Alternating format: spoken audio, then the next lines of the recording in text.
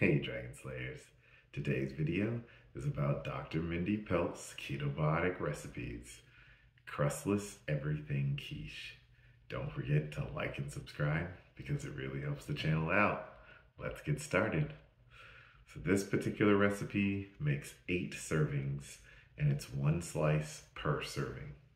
The ingredients are 1 cup of diced onions that have been sauteed until they're clear, 3 cups total of basically whatever you have in your kitchen.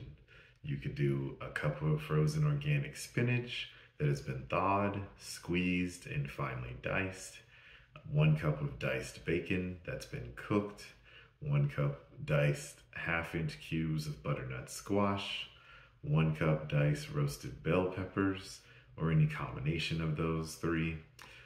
Whatever vegetable you have, really. You could do mushrooms, it doesn't really matter. 3 cups total of whatever cheese you might happen to have on hand, or whatever your favorite cheese is. For example, Mindy uses 1.5 cups of shredded goat cheese and 1.5 cups of raw Parmesan cheese. And then you'll want to have 8 large free-range eggs that have been beaten, 1/2 teaspoon of salt, 1/2 teaspoon of pepper, 1 teaspoon of the herb of your choice. Her choice was herbs de Provence.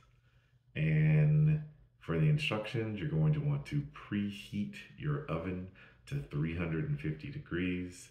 Lightly grease an 8-inch square baking dish with butter.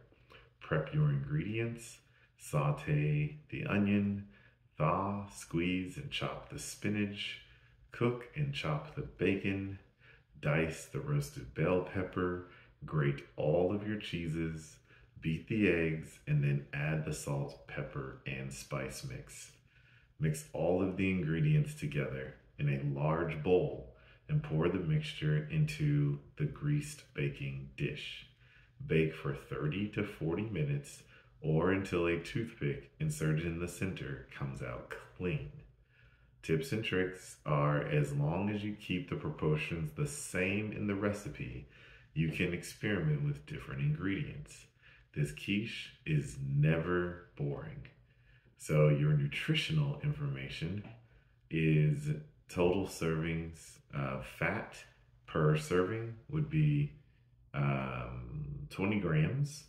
Your net carbohydrates is going to be 15 grams, and your protein 11 grams. And obviously those ratios are going to change based upon the specific ingredients that you put in yours. I can't really think of a solid replacement if you don't like eggs. Quiche is pretty much mostly egg, so if you don't like eggs, you probably aren't going to like quiche. Another addition is you can add a little bit of heavy whipping cream, and that's going to make it kind of fluffier. Yeah, I would say no more than about a teaspoon or 2, maybe even upwards of a tablespoon or 2 at the most. And that just adds like more creaminess and fluffiness to the whole dish as you bake it. You might have to bake it a little bit longer, but probably not. So that's what I've got for you guys today. Don't forget to like and subscribe because it really helps the channel out. And remember guys, that together, you and I will slay the dreaded diabetes dragon.